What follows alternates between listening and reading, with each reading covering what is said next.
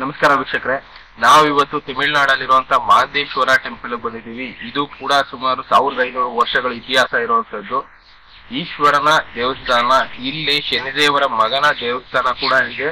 ಶನಿ ಶಾಂತಿ ಮಾಡೋದಕ್ಕೆ, ಶನಿ ರಿಲೇಟೆಡ್ ಪರಿಹಾರಗಳಿಗೋಸ್ಕರ ಈ ದೇವಸ್ಥಾನಕ್ಕೆ ವಿಸಿಟ್ ಮಾಡ್ತಾ ಇರ್ತಾರೆ. ಈ ದೇವಸ್ಥಾನದ ಬಗ್ಗೆ ಹೆಚ್ಚಿನ ಮಾಹಿತಿನ ಅರುಳಾನಂದನ್ ಗುರುವಾರ ತಿಳಿಸ್ಕೊಡ್ತಾರೆ. ஐயா, இந்த கோவிலோட ஹிஸ்டரி பத்தி கொஞ்சம் என்னாருடைய சிவனே போற்றி, போற்றி, ஏகம்பத்துரை எந்தாய் போற்றி, பாகும் பெண்ணொரு ஆனாய் போற்றி, காவாய் கனகத்திரலே போற்றி, கைலை மலையானே போற்றி போற்றி. இந்த கோயில் அருள்மிகு வட ஆரண்யேஸ்வர சுவாமி திருக்கோயில். வடம்னா ஆலமரம், ஆரண்யம் அப்படி என்றால் காடு. ஆலங்காட்சியடிகள் சொல்லி சாமிக்கு ஒரு பேர் உண்டுங்க. சுவாமி ஆலமரத்தடியில கோயிமாட்டு கொண்டார், அதாவது வட ஆரண்யேஸ்வரன் பேருங்க. இந்த பகுதியெல்லாம் ஆலமரங்கள் இருந்த காடாக இருந்தது அந்த காலத்துல. அதுக்கப்புறம் ஊர் அமைஞ்சதுங்க. இங்க சுவாமி 5 சபைகள் உள்ளதுங்க. 5 சபையில முதல் ரத்ன சபைன்னு சொல்லுவோம், திருவள்ளாறு. 2வது சிதம்பரம் பொற்சபை, 3வது மதுரை வெள்ளி சபை, 4வது திருநெல்வேலி தாமிர சபை, 5வது திருக்குற்றாலம் சித்திர சபைன்னு சொல்லுவோம். இங்க காளியோட போட்டி போட்டு சுவாமி நத்தனம் பண்ணாருங்க, நாட்டியம் பண்ணாருங்க. அந்த நாட்டுல காளி வெகு சிறப்பா ஆறாங்க. பெண்ணா இருக்கிறதால சாமியால வெல்ல முடியாம சந்தராத்தால வெல்ல எண்ணி வலது காதுல இருக்கிற குண்டலத்தை கழிச்சு கீழே விட்டு இடது பாதத்தால எடுத்து அந்த குண்டலத்தை காதுல அணிகிறாருங்க. அப்போ அது பாதம் தலைக்கு மேல போகுதுங்க. அதனால அது ஊர்தவ தாண்டும், இல்லை சண்டை தாண்டுவோம், இல்லை போட்டி தாண்டும் அப்படின்னு சொல்லுவாங்க. காளி அது ஒரு நாடி சொல்லி எடுத்து ஆளை துணிகிறாங்க. இந்த நாட்டிட்ட தேவர்கள்லாம் பார்த்துட்டு இருக்காங்க. அந்த தேவர்கள்லாம் நீங்க பெண்ணா இருக்கிறீங்க, இந்த மாதிரி உயிர தூக்கி எடுத்தாருன்னா பெண் இனத்துக்கு எழுவாயிடும் அப்படின்னு சொல்ல காளி அந்த நாட்டிட்டு நிறுத்திக்கிறாங்க. சாமி தந்திரமா வெற்றி பெறுதா இந்த கோயிலுக்கு அழிங்க. இங்க நடராஜன் வித்தியாசமா இருப்பாருங்க. உயிர தூக்கி திருவடிங்க. இதுதான் இந்த கோயில் பிரதானங்க. அது மட்டும் இல்லாம காரைக்கால் அம்மையார் காரைக்கால் மாங்கனி விழா நடக்குது. அங்க மாங்கனி வாங்குறாங்க சாமி கிட்ட. இறைவனே மாங்கனி கொடுக்குறாரு காரைக்கால் அம்மையார் கிட்ட. கணவர் பயந்து போய் இந்த அம்மையார் நம்ம இல்லாம பண்ணக்கூடாது அப்படி முடிவு பண்ணி இந்த அம்மையார் வச்சுட்டு போய் வேற இடத்துல வேற ஒரு பெண்ணை பார்த்து திருமணம் பண்ணிட்டு வாங்குறாரு. இந்த அம்மையார் அது தெரிஞ்சு அந்த ஊர் எல்லைக்கு போயிட்டு அவரை நாய் கேட்க போறாங்க. அவன் அதை தெரிஞ்சு என்ன பண்ணா 2வது மனைவியோட இந்த அம்மையார் காலை ஊர்ந்து வணங்கிடுறான். உழுந்தார்கள் வாழ்வேன், அதாவது நீங்க ஒரு தெய்வ பிரிவிங்க, வாழ்க்கை பிரிவு இல்லை அப்படின்னு சொல்லிட்டு உன்னுடைய அருள்கள் வாழ்வு சொல்லிட்டு காலை உழுந்து வணங்கிறான். அப்படி உழுந்து வணங்கத்தால அம்மையார் என்ன பண்றாங்க, இந்த மனித ஜென்மமே இருக்கக்கூடாதுன்னு சொல்லிட்டு அப்படியே சாமிகிட்ட நினைவு கூடுறாங்க. அப்போ சபைகள்லாம் உதிர்ந்து எலும்பொடிமா ஆகிறாங்க காரைக்கால் அம்மையார். 63 நாயன்மார்ல அம்மையார் ஒரு காரைக்கால் அம்மையார் ஒருத்தர். அவங்க அப்படியே அந்த எலும்பொடிமாவை கைலாயம் போறாங்க. எலும்பு கூட பறந்து போறாங்க. அப்படி போகும்போது அங்க சிவன் பார்வதி கைலாயத்தை உட்கார்ந்துட்டு இது ஒரு எலும்பு கூடு நடந்து வருது, அந்த எலும்பு கூடு யார் என்று ஒரு கேள்வி பார்வதி கேட்க, சிவபெருமான் இவதான் நம்ம பேரும் அம்மைகா, நம்ம எல்லாம் காப்பாற்றக்கூடிய அம்மா அப்படின்னு சொல்லிட்டு சிவபெருமான் சொல்ல, உண்மையே வருக, உங்களுக்கு என்ன வர வேண்டும் அப்படின்னு கேட்கிறாங்க.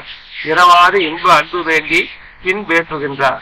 பிறவாமை வேண்டும், மீண்டும் பிறப்பு உண்டேன், உன்னை என்று மறவாமை வேண்டும், இன்னம் வேண்டும், நான் மகிழ்ந்து பாடி அறமா நீ ஆடும் போது உன் அடியின் இருக்கு என்றார் வர கேட்கிறேன். அதாவது நாட்டியம் பண்ற இடமா இருக்கணும், நாட்டிய தரத்துக்கு நான் எப்போதும் பாடிட்டே இருக்கணும் அப்படின்னு சொல்லிட்டு கைலாயத்துல காரைக்கால் வரம் கேட்கிறாங்க.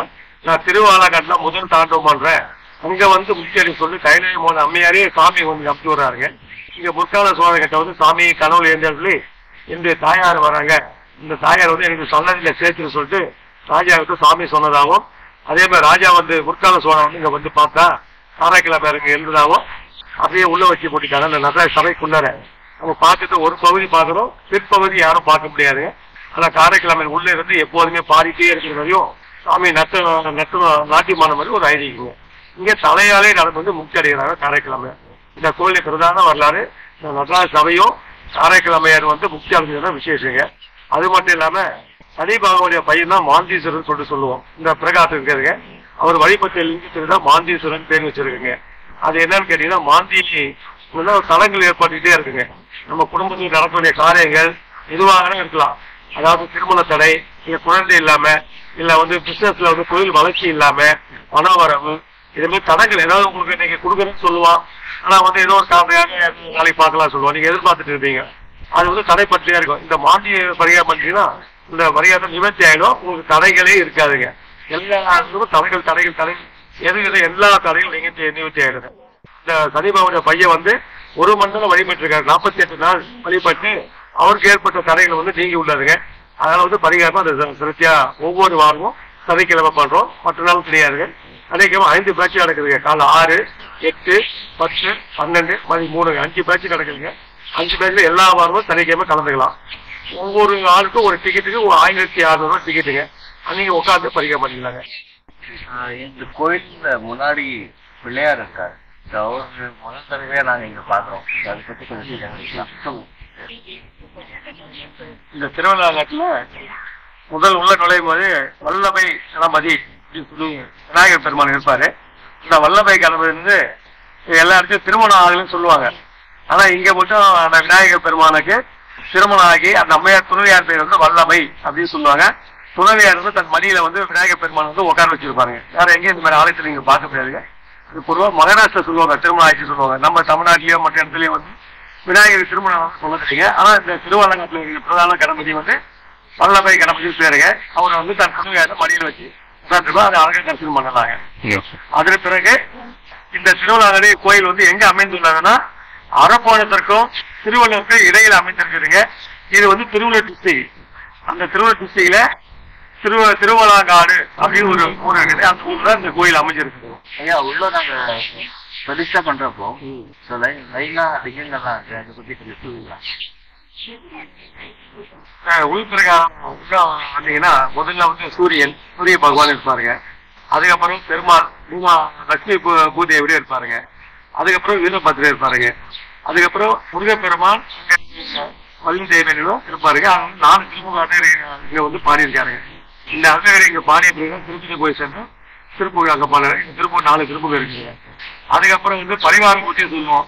இந்த பரிவார மூர்த்தியில சப்தமாகா, நாங்கர், சண்டிகேஸ்வரர், அதுக்கப்புறம் தட்சிணாமூர்த்தி,